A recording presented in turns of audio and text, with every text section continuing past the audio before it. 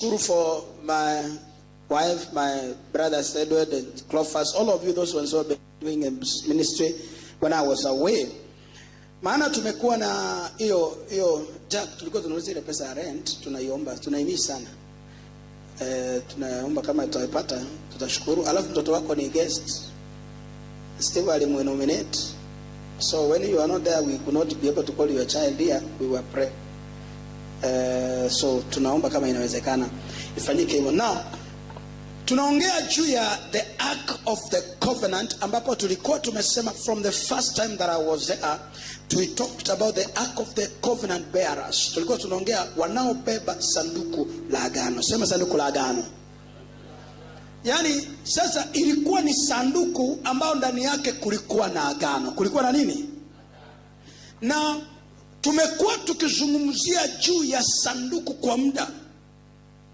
Na katika ile sanduku kulikuweko ndani yake kulikuwa na agano ambayo Mungu alikuwa ameweka na wana wa Israeli.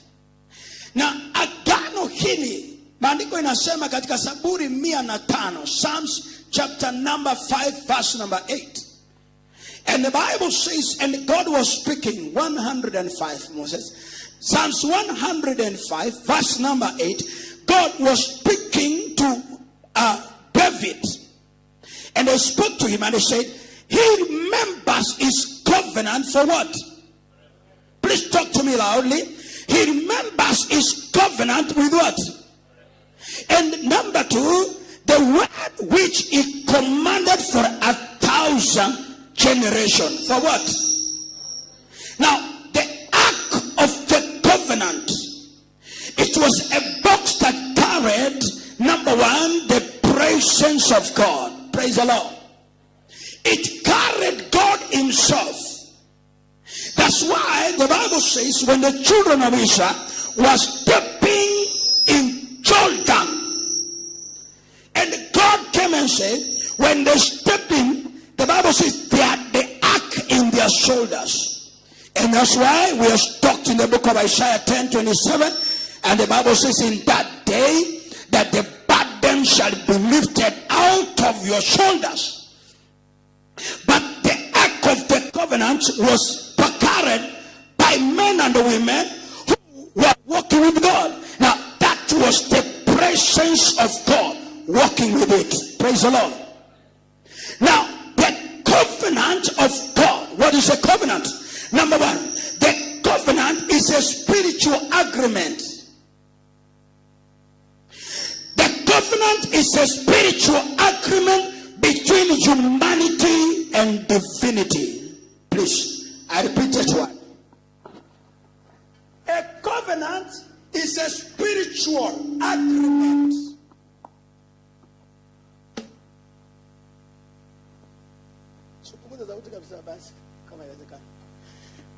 It's a spiritual agreement that is made between humanity and divinity. Humanity and what?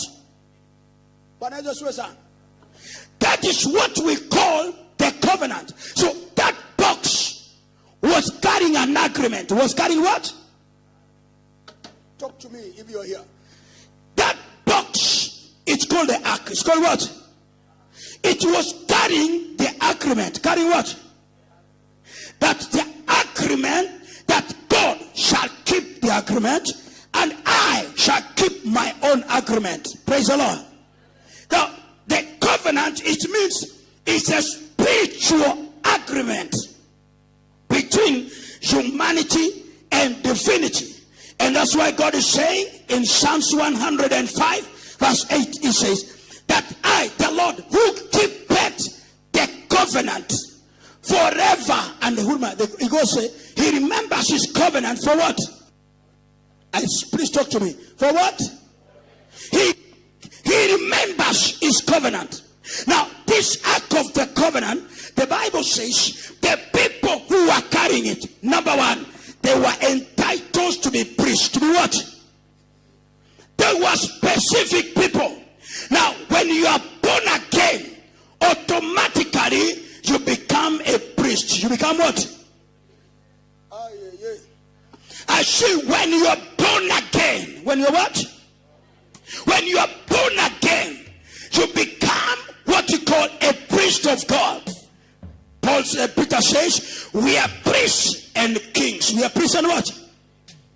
We are priests and kings. So the people who are carrying the ark, who are carrying the agreement. Who are carrying the agreement? For example, in a natural law in Kenya, Steve, you are a lawyer, you understand. You are the one who drafts the agreement. Am I true?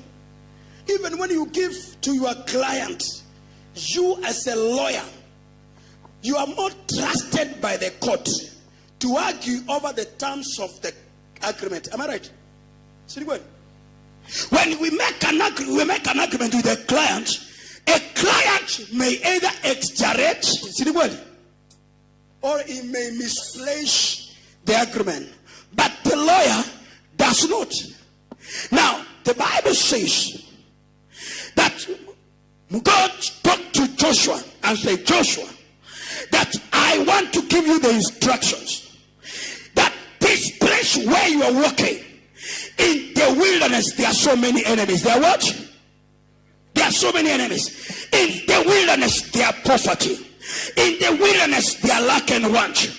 But I pray, as long as you are carrying this agreement, praise the Lord, and my agreement remains, I, the Lord, I shall be with you until the end of ages. I shall be with you until the end of what? He says, he'll keep this covenant, he remembers his covenant forever. The word which he commanded for 1,000 what? 1,000 generations. In other words, the agreement that God entered with you. Now, the problem is that we don't understand the value. We don't understand the weight of the covenant. We don't understand exactly what is the covenant. And let me tell you, when you are still walking within the covenant of God, no matter what happened under the face of the earth, if you are walking in the covenant of God, when disaster comes, God remembers his covenant. I say God remembers his covenant.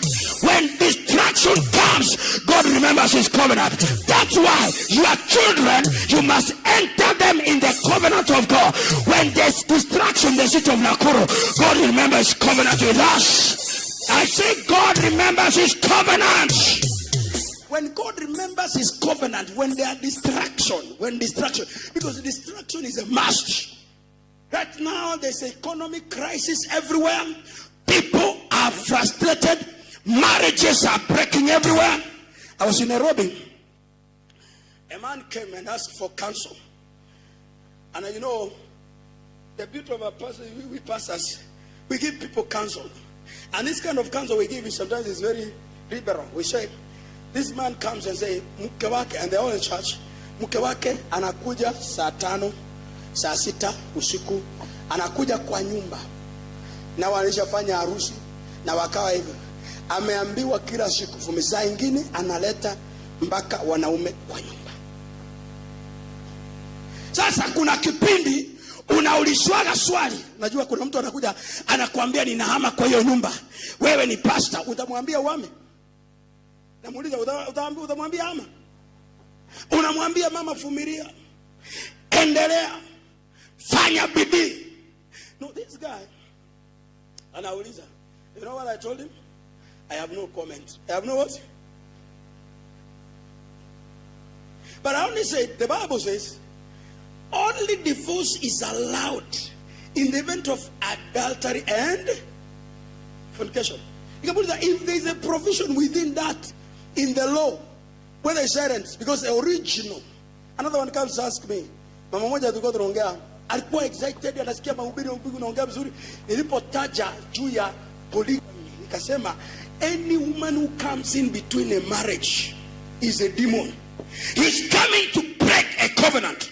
Is a demon. Huyu mama alibadilisha countenance. Na nilikuwa naona kama offering imeongezeka, lakini akapunguza, akahepa. Nikajua ya kwamba when you hit the nail on where it ignites some place, and you know makanisa ya Pentecost ina vituko sana. There are people who comes in wana mambo mengi, wanataka uendorse their problems. Unanielewa? Jamani, mtu anakuja na proposal kwamba ako na bwana, pasa kuna bwana niko nayo, nimezaa na yeye mtoto, nimefanya nini? Sasa unajua wewe sasa ni pastor. Na tena unajua anakuja in advance na offering. Brother, wewe ndio pastor. Amekuja na advance offering. Wacha kujifanya uwe serious pastor. Tena amekuletea sadaka serious kuliko ile washirika wote wanatoa. Sasa nakuuliza pastor, unajua ninaishi na huyo ndogo ndiye analipa nyumba. Akwambii analala na yeye. Tunaishi na huyu. Sasa wewe ndio pastor Edward, jifanye. Ushauri yako ni nini? Ukimwambia ukweli anahama kanisa, anahama church. Offering unachukua kwa sasa. Listen to this. Now, covenants. Now, we are talking about marriages. They are breaking left, right, side, and straight. People are living in a disastrous moment. As we are talking today, their families are under a blink. People who have lived for long. Somebody walks in and tells you have been married for 30 years, you want to walk out. Somebody comes in and tells you that, Pastor, we want to separate these properties. You cannot even be able to help. But I want to tell you the truth. Anytime that you are having the Ark of the Covenant, that's a box. That the box is you. Tell your neighbor it's you. Please tell your neighbor you are the box. Mwambie wewe ni box. Haya, wewe tuvute jina box. Mwambie wewe ni matope.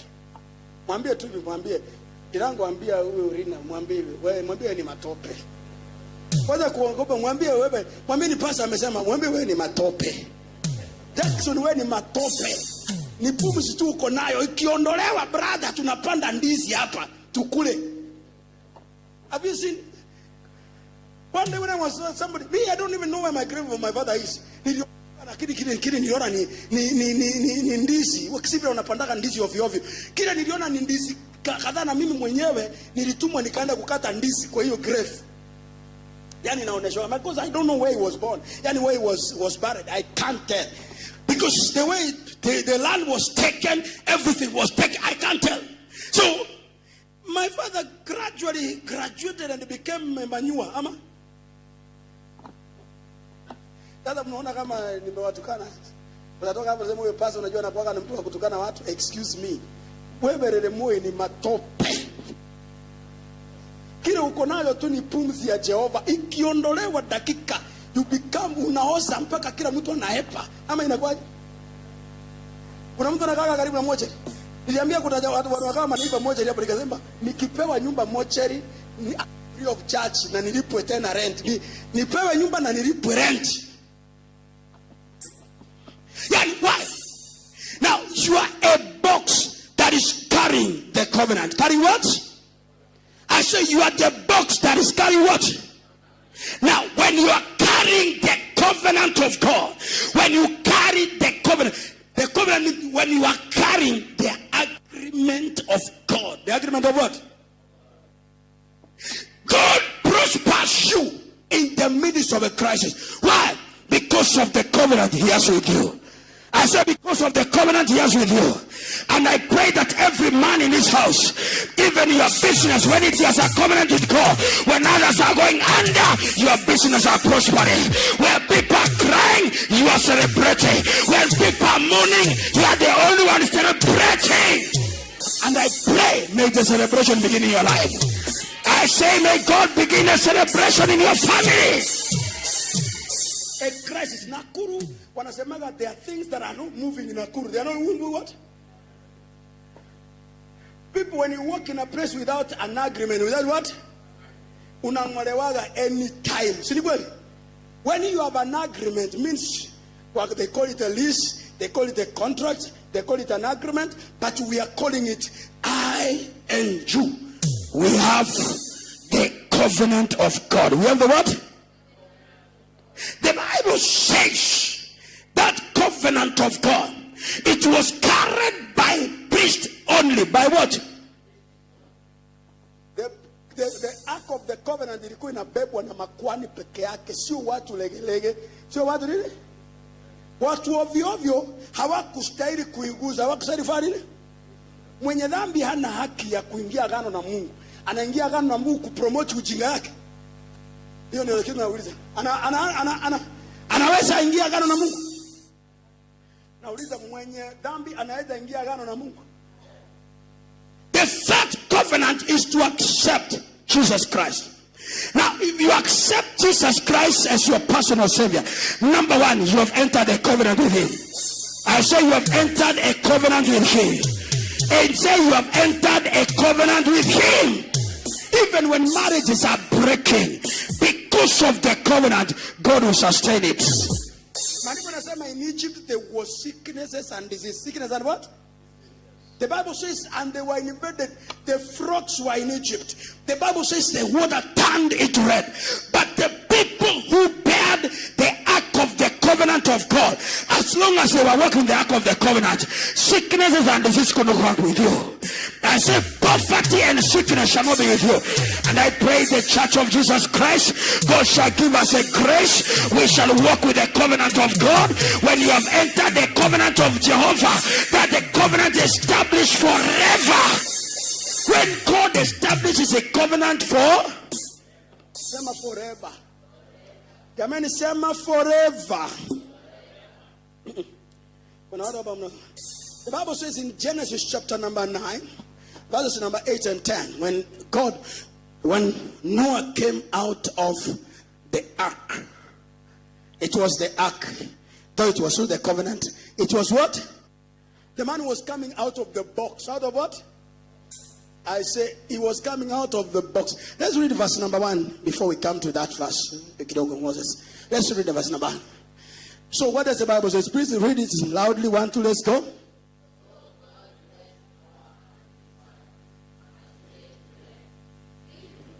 Number 1 be what? I said number 1 be what? And if you are not louder, God will not make you even anything.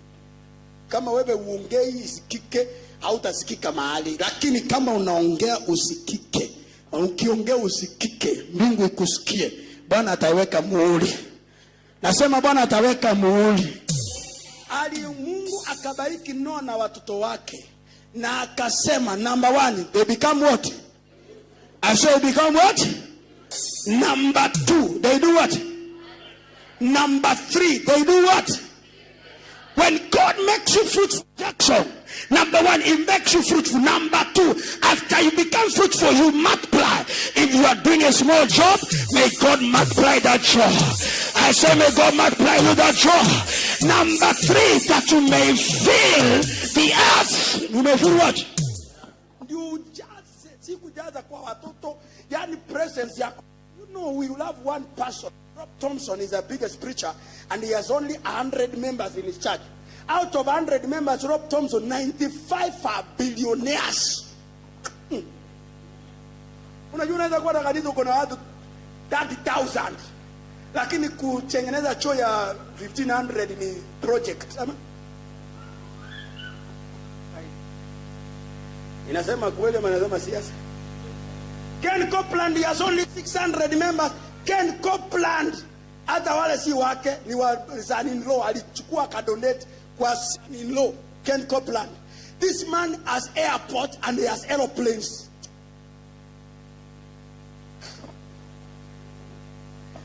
Presence yako Jackson, kuna mtu akifika mahali hata watu wanapumzika. Tulikuwa mimi nimetoa 20 bob, mimi nimetoa 5 bob, mimi nimetoa 6 bob. Mtu anaingia anasema nini hiyo mlikuwa mnachangia? Tulikuwa tunataka kutengeneza choo ya 1,300. Anasema okay, shika 3,000 na ingine mpatie pastor hata akunywe soda. Pastor hata bila kujua, hata bila kuelewa, anaanza prayer. Father I bless, Father I pray. God is no wicked. He can listen to a prayer of a pastor to sustain even a sinner. Nilikuwa natembea hapa town, nilikuwa naenda ofisi ya brother, nikatembea hapa hivi, nilikuwa nimetoka hapa, nimehubiri lunch hour, nimehubiri kwa bidii, tulikuwa watu 4, nimehubiri kwa bidii mpaka naruka juu lunch hour. Na sasa hiyo niko pressed. Nilikuwa nahitaji baby 2,000 and 1,800. I was in a dire need Jackson. Najitia moyo natembea hivi. I even didn't go home.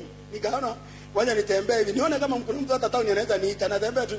Ndio hiyo tembea, namwambia use mwingine kuchoka kwingine sio ati ni kuchoka, ni hela hakuna. Unanielewa? Kuna design unaanza na mtu anatembea town unaona uko na mhurumia brother nikunulie lunch. Unaanza kubind. Nikapita hapa nikakata hapa, kaambiwa mimi nyinyi mwende huko tutapatana baadaye. Tutakuja wewe mimi nitakuja nyumbani. Unajua wengine wanaanza kutembea masaa ipungue, hata nikifika kwa nyumba masaa imerelax imepungua. Kupita hapa. Nimepita hapa karibu Commercial Bank. Ule mwinda akanisalimia, Bishop sasa. Wewe hujanisalimia siku nyingi. Nikamwambia, ndio vipi? Akaniambia, kuja unisalimie. Akasema, si ukuje uingie kwa ofisi. Nikamwambia, okay. Maana niko idol ndirangu, hata kiniambia nikuwe ofisi. Akanikafika akaambia mfanyikazi, hebu weka Bishop anapenda kuniita hivi. Bishop kahawa, chocolate, na mimi sijaalikwa na mtu. Yaani tumetoka hapa chaji nimekunywa turungi. Sema turungi. Sema tu kwa sauti, sema turungi. Hata hakuna mtu ameguzwa kusema nilie pasa hata paketi mbili ya maziwa ama ile kitu kanaitwa milk kanataka maziwa. Hata kuguzwa ni faith. Hata hakuna siku unakaa chini unafikiria nilienda nikaona pasa yangu anakunywa turungi. Sini hata kama akunyoki maziwa sinunue hata waramuge ni rafiki yake akikuja. Huyo mwindi akaniambia pasa akaniambia unajua na hujanipitia siku nyingi. Na unajua unaniombea unanibariki. Akaambia msana wake kwa nini? Sio naita nani? Hebu andikia pastor kacheki kadogo hapo. Mwana hatepe tikatakata. Sasa hiyo hata njaa ilipungua. Nasema Muhindi, when are you finishing the business to write the check? Chai nikakunywa ni kama maji na iko hot. Msana akachukua check. Akaniambia niandike majina gani? Akaniambia hiyo ni kwanza it was very specific. Angesema ni achache au nasimii simu zake. Aliniambia pastor, hii ni yako, ninataka kukubariki. Na unajua sijakubariki. Siku zote hata wewe unajua ndio uko unapita hapa. Sio vile tumebarikiwa. Akachukua check, imagine, akaniandikia. Na siku ile nilikuwa na ile 300 nikupatia ukienda home. Ndio nilikuwa nayo peke yake, lakini sasa natembea tu kama muorokia tuliko tu mtaani. Unajua, you know, when you are a father you don't tell children what you are going through. You keep unajikaza. Mwambie mwenzako unajikaza. Nikamwandikia majina vizuri, nikamwambia sister inaandika. Tena nikaandika in capital letters. Lester anaweza sahau akaandika vibaya.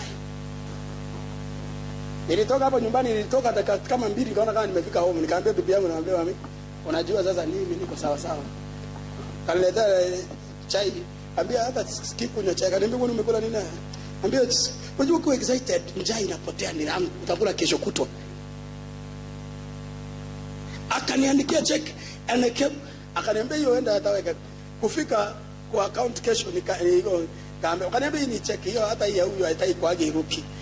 Friends, it colored and it destroyed my harassment on that single day, one day in the presence of God. And I was doing the work of God faithfully. Nobody was there. I was there. Nifikiri ni bibi ya Denondi alikuweko na Deno sijui ni nani. Tulikuwa watu watatu na mama mwingine. Hata ule mama hukukuja siku hiyo. Walikuja nikahubiri siku nilihubiri kumtegemea Jehova na ahadi zake ni ndio na amina katika Kristo Yesu. Hatakutana na wewe at the point of your need. Nikaongea tu bila kujua. I did not know, but let me tell you my friend, when you are carrying the covenant of God, that's an agreement. The Bible says he shall not leave you neither forsake you. He shall be with you until the end of ages. Nobody can stand against you. No enemy can defeat your life. Even when people are defeated, God can still give you victory. Wanaanza tu biashara hapa tunaanguka, wanaanza kazi wananyang'anywa, wanakaza because they have no covenant with God. They have no covenant with God. It doesn't matter who you are. Gideon, Jephthah was a son of a prostitute. Tell you remember a son of a prostitute. Mwambie mtoto wa malaya. Jephthah alikuwa mtoto wa malaya. Maandiko yanasema he was chased by his brothers. The Bible says he went to Mizpah. He entered the covenant with God, and they said, God, if you give me the Amorites, and if I go to my house, whatever I find, I shall give you as a first sacrifice. The Bible says God gave him victory over the Amorites. The people who despise him, they say, from today, Jephthah, you shall not be chased away. You shall be a captain of our life. When you have the covenant of God, you excel anywhere. I say you excel anywhere. I say you excel anywhere. Even in the middle of the witch doctors, there's a place where you succeed. Hii dunia imejaa wachawi na waganga. Envy. Tell your neighbor envy. Hii dunia. Hii chai peke yake ndirangu ni prayer ya mtu. Ukiona mtu nasikizi bana unang'ara, mwana uchunge. Ndio shetani ameanza hapo. Watu unaona wanasororaga watoto, unaona? Enda kwa soko ya Waksi, Wakale, Waluya, Wajaluo, peleka mtoto tu amekula vizuri na ni mweupe. Mzuri na nini? Mtoto tu mdogo mzuri hivi. Wanamwangalia hivi kwa mzoga. Ni kanono. Unafikisha nyumbani kanahara mpaka kesho kutwa. Let me tell you, when you have a covenant, tell your neighbor a covenant. Please say a covenant. And he said, God bless Noah. Bless what? I said, God bless what? I said, God bless you. And he didn't bless Noah alone. He blessed Noah and his. I said, Noah and the what? Hakuna kitu kizuri kama wewe na watoto wako wote mmebarikiwa. Unajua mkibarikiwa wote hakuna mwenye anakuwa na harassment, si kweli? Let's read verse number 8 and 10. 8, 9 and 10. What the Bible? And the Bible says what? Read it loudly.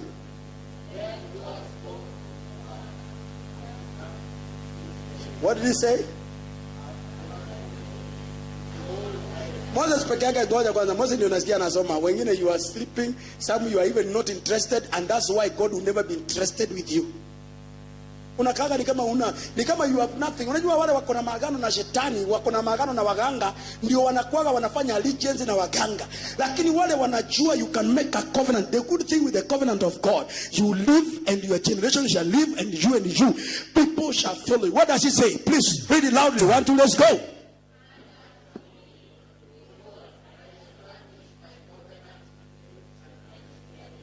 I establish my covenant with what?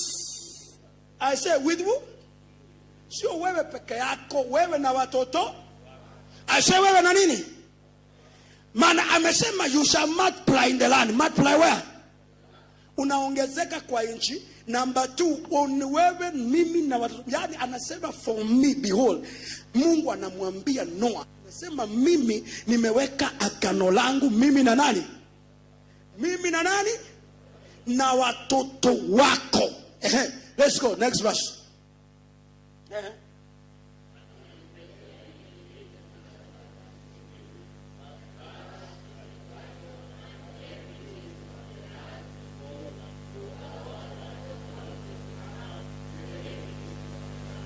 Next verse.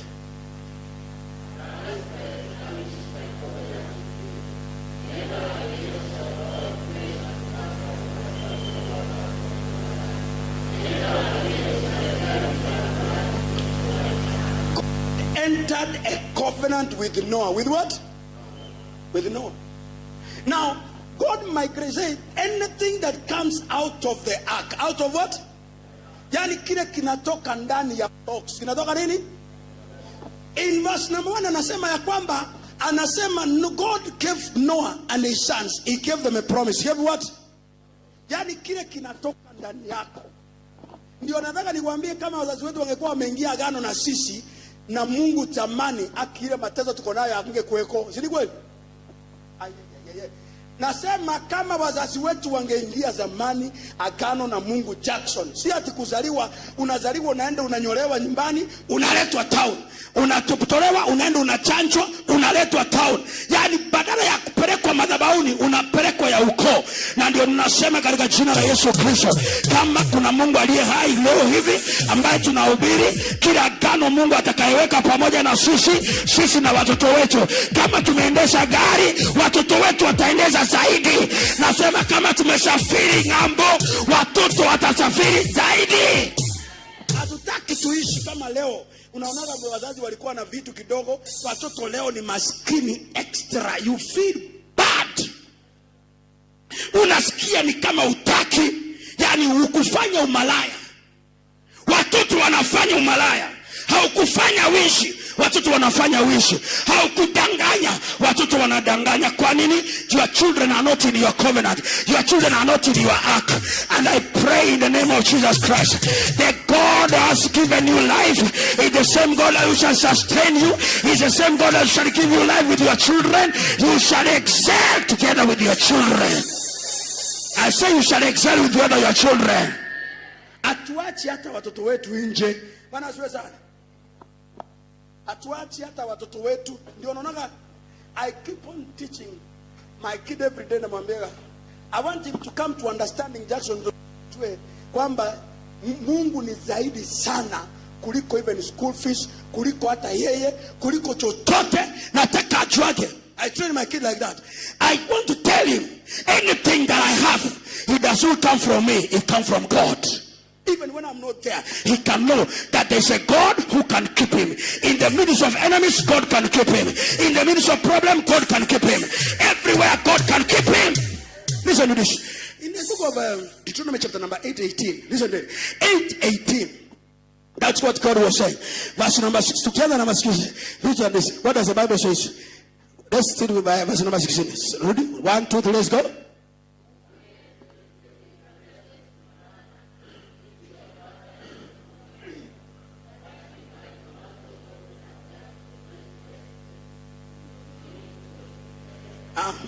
Kuna watu mnasoma hapa kama mmetumwa na shetani, mnataka kuni discourage. Uwezi kuni discourage, God will kill you. Kwa nini naambia usome na hii kitu si ati nini unasomea na unajisomea?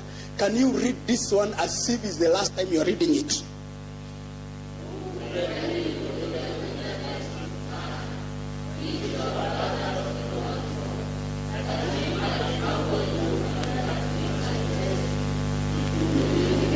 That to do you what?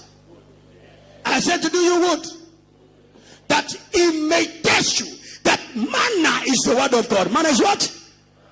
Manna is the word of God. He said that you ate manna. The word we have today, if our fathers had it today, we could be safe. Kama neno hili tuko nayo Jackson leo, baba yake angekuwa nayo leo, ungekuwa milionea. Si ndivyo Jackson? Tumeshinda hii Nakuru Town miaka yote, umelelewa hapa hivi. Mkiangalia Lesco zikijengwa, Langalanga ikijengwa, Frioli, ni Frioli ama nini? Hata ilikuwa sikia. Yani tunaishi kwa historia Jackson. Can you imagine kama baba yako angekuwa na ufunuo Steve? Baba yako angekuwa na ufunuo. How many acres of land could you have in Kisii town katikati? Wakiona stima wanapotea. Why? Because they did not have this word. Unanielewa dadangu? Kama tungekuwa na wazazi wetu wangekuwa zamani, badala ya kutupeleka kwa mishagi, badala ya kutupeleka kwa chai ya watoto, badala ya kutupeleka na kunyolewa na kufanyiwa vituko, tungewekwa madhabahuni na tuitiwe Mungu. I am telling the truth, tungekuwa mbali sana. Lakini katika jina la Yesu Kristo, wale tumevuka hii Jordan, tuko Kanaani, lazima tuishie Jehova. Agano la Mungu lazima idumu, lazima isustain mpaka watoto na watoto wetu. Na ndio nimesema tumekata kamba, no return ticket. Tell your neighbor no return ticket. Sema no return ticket. Hakuna. Sikiliza vile anasema verse number 18. Hebu sema soma verse 18. What does it say? Listen. Read it loudly. 1, 2, let's go.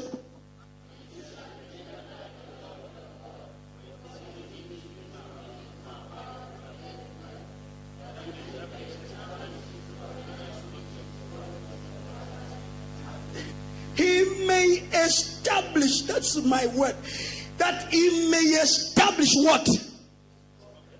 I say he may establish what? That he swear with your fathers. What covenant in did your father swear with God? Nigani? Agano gani? Or in the say is the best opportunity that you make a covenant. Even when your children are coming, they are saying this is our father's well. I said they'll say this is our father's well. They'll say this is our father's well.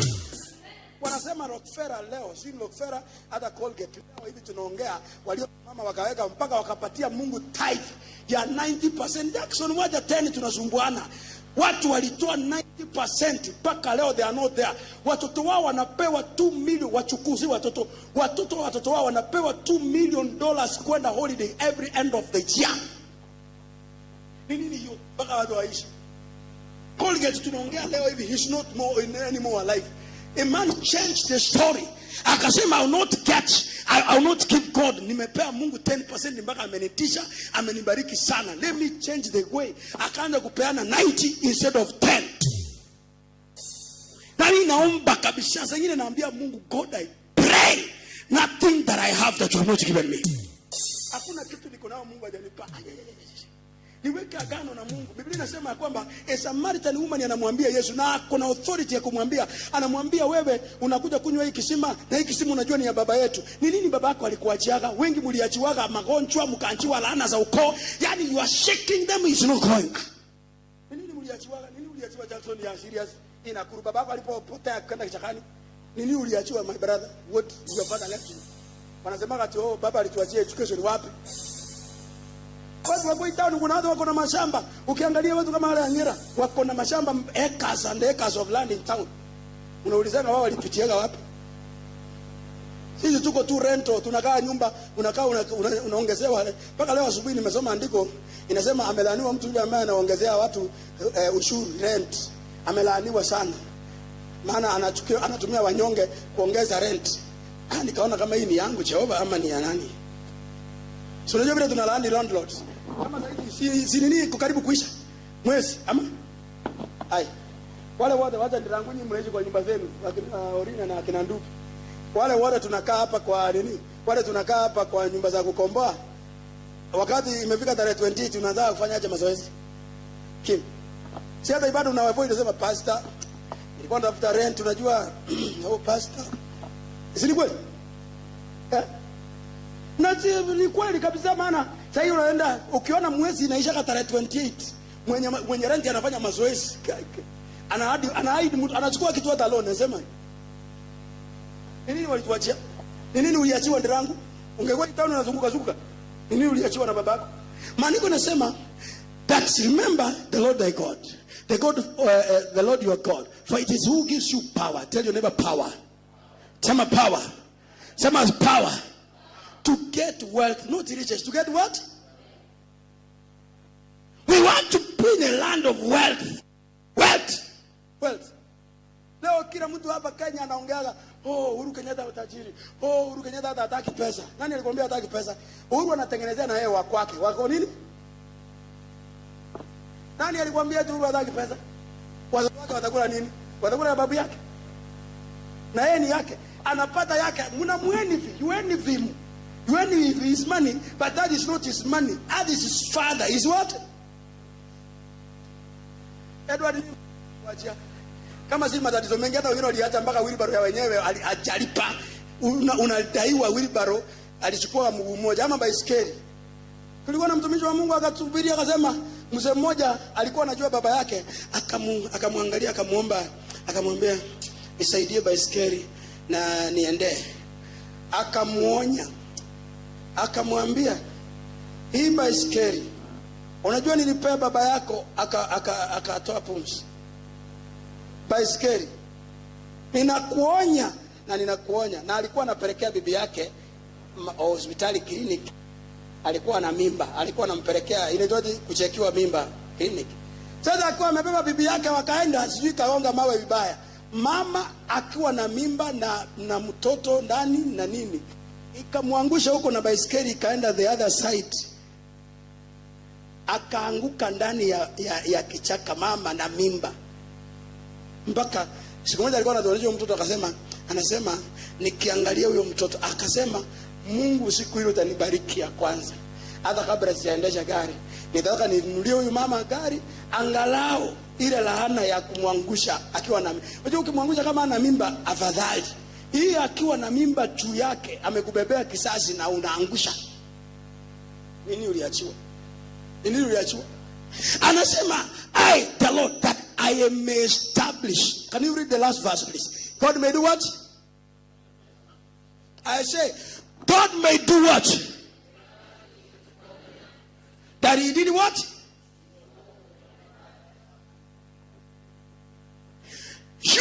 and I, we must look at the covenant that God has established with us. Somebody say amen.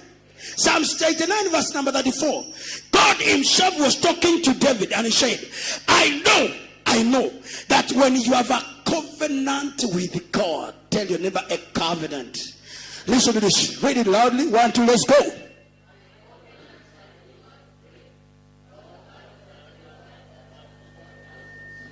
Yani, the agreement I have made. You are the box that is carrying the agreement of God. Lift up your hand and say, I am a box. I'm carrying the agreement. Say, I am carrying the agreement. Moses said, "Weka New Living Bible." New Living Bible inasemaga contract. Inasema a contract. Inasema imeweka covenant. The other one is inasemaga the contract I have with you. The contract I have what? Kama rules za kawaida, Steve, as a lawyer, mtu akibreach, kwani mnaitaka kubreach contract? Si kubreak. Breach of contract. What happens? The other party that has breached the contracts, it is liable for penalty. Sometimes it's very high, isn't it? Now, if you are carrying the contract of God, you are carrying the contract of what? Now, the ark of the covenant, the simplicity of it is that we are the box that is carrying the agreement of God, and nobody can touch. The Bible says when the ark of the covenant was put in the house of Obed-Edom, 3 months only. How many months? I say how many months? When you have the covenant of God, Joseph entered in the house of Potiphar. The Bible says when he was in the house of Potiphar, the Bible says, and that family was blessed. That man was raised. Let me tell you, my friend, when God has entered the covenant with you, every place that you enter, it must be blessed. I say it must be blessed. I say it must be blessed. Ukiona umeenda mahali na watu wanahangaika na wanachanganyikiwa, wanalalamika, wanapungua ama wanakosana, ujue kwamba umebeba maagano ya kishetani. Lazima uombe Jehova akuondoe katika hiyo maagano, akutengenezee maagano mengine, uende na ubebe. Bwana Yesu asifiwe. Obed-Edom was not a Jew. Was not what? I say was not what? Hakuwa Jew. Obed-Edom was not a Jew. Maandiko inasema, but they kept that ark of the covenant in his what? I say, well, Mungu anaua Uza ambaye ni mtoto wa kwani katika hiyo nyumba, ambaye ana mazoea. Unajua ukiwa na mazoea shida. Let me just touch that one. Roho ya mazoea. Mwambie mwenzako mazoea. Unajua mimi ndangu naweza kukuzoea na sijui potential uko nayo. Siku ile unatokea hapa town, inasikia wewe ndio billionaire. Town mzima ya Nakuru. Na unajua sasa hiyo wahubiri unawaitaka kama popcorn. Kuja ufungue nyumba, kuja dedicate mtoto, wanakuja wanakutana. Mmoja wa kudedicate mtoto, mwingine wa kufungua nyumba, mwingine wa kuombea graduation. Sio hiyo? You know, when you have money you command. Sisi tumekuwa ni wapi tulikuwa kwa mimi? Tukaona wahubiri wanakutana hata bila kualikwa. Kila mtu tulikuwa there is a place tulienda, nyumba inafunguliwa. Tukaitwa. Wahubiri, all the pastors mbaki nyuma. Unaonwa, tukaona Baasha hii mwana kila mtu anafanya tulikuwa mapasa 12, kila pasa anadungwa 10 au piu, unapiga taone kama mtoto wa maziwa. Unajua ile mashule tulikuwa tunakunywa shule, unachukua maziwa unajiendea na kuna kwaeli. Let me tell you, when God has raised, let me tell you, when you are under the covenant of God, my friend, if people have entered in evil covenant and they are succeeded, what about if you can enter a covenant with God? You can succeed and remain successful. I say you can succeed and remain successful. People have entered covenant with even evil covenant. Watu wametoa za kafara, wametoa mashetani, wamemwaga damu za watu, watajirike kwa muda na wakafirishika. Wewe ukiingia agano na Jehova, si ukutajirika peke yake. Wewe na watoto wako mtatembea safari hiyo, hata mahali pale mnapita watu wanasema, behold, these are the blessed of the Lord. Mwambie mwenzako roho ya familiarity. Sema roho ya mazoea. Unaamka Sunday asubuhi unakuja church, hata ujui unakuja nini. You come, oh tumefika kanisa. Then when you are in church, you unalala.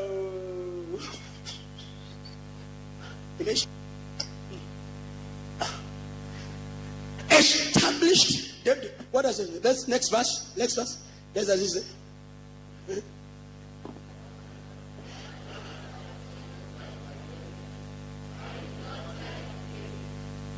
Listen to this. Mungu mwenyewe ndiye aliambia akasema ameingia agano na Daudi. Ameingia agano na nani? Ameingia agano na na akasema hata kama nitawaadhibu lakini sitawamaliza. Sitafanya nini? Sitafanya nini? Ukiwa na agano brother na Mungu, hata kama umemkosea kidogo kidogo, Mungu tu kitu anafanya na kukonga maslaps, unatetemeka hivi. You know, wakati anataka kumnyang'anya Solomon, wakati Solomon amepata dhambi mbele za Mungu, Biblia inasema kwamba alimwambia Solomon, I swear, kama sio agano na baba yako, sio wewe ni karakata, naweza kukumaliza, lakini nikikumbuka agano na baba yako, nitakunyang'anya, nitakuachia mbili tu na utaendelea. Let me tell you, let us remain in that covenant. Let's carry the covenant of God in our hearts. Let's walk as a covenant. Every place we are, people are successful. I said people are successful. Mahali unaingiaga watu wanabarikiwa. Maandiko inasema wakati Joseph aliingia yani Jacob aliingia Laban, when he entered in the house of Laban, the Bible says they prospered and they said, since you came around, since you did, anaanza kuja kanisani, mwingine aingie kwa ushirika, hiyo ushirika hata isambaratike. Kuna mwenye anakuja anaongeza life, yani asipokuweko hata mtu unasikia kama ni kama hamjatosheka ama ni aje? Kuna mtu akikuweko hata akiwa kwa hiyo shirika mnauliza na inaisha sanga. Presence yake haiongezi kitu, inapunguza. If you are in a place that you are reducing, no, there is something. Listen to this, Jeremiah 33 verse number 20. As I close, because I'm closing it, but I'm not closing. I feel like this thing I can't finish. Please read it loudly. Let's go. 1, 2, let's go.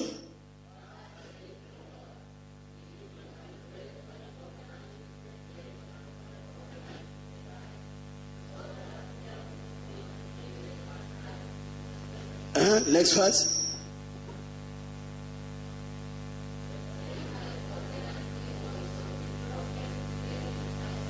Unasikia? Yani anasema kama unaweza funja maagano kuzikuweko usiku na nini? Sema na mimi vizuri. Kama unaweza funja maagano kuzikuweko na nini? Kuzikuwe na nini? Basi hivyo ndivyo utakavyofunja agano langu na nani? Si hata wewe ndirangu ingia agano na Mungu, mwambie God, I'm your covenant carrier. A covenant? I'm a carrier. Biblia inasema when Jacob was living from the house of Laban, walimwambia please you can stay longer. You can say what? Maana since you came around, since you are around, at least tumeona kuna nini? Kuna neema. Kuna mtu ukimentioning ninaondoka kesho. Oh, saa ngapi? Ukisikia mtu anakuuliza saa ngapi, ujue you are a liability, you are an idiot, you are a fool in that place. Unahitaji prayer, umwambie, mwambie mtu. I've never seen somebody mugeka kwa ushirika. Ukitaka kuondoka asema si ukae kidogo. Unamuuliza nakaa nini? Yani your presence, you are what? I say you are what? Your presence inaongezaga radha. Your presence bani? Anasema if you can break, then my covenant may also be what? I may do what? Loose. Read the last verse. Read 1, 2, let's go.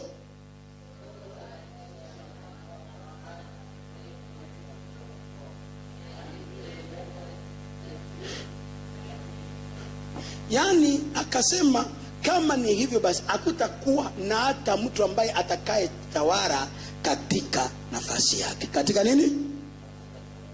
Number 1, lazima ujiulize kwamba what is my mission when I am in a place. What is my mission? What is what? My mission.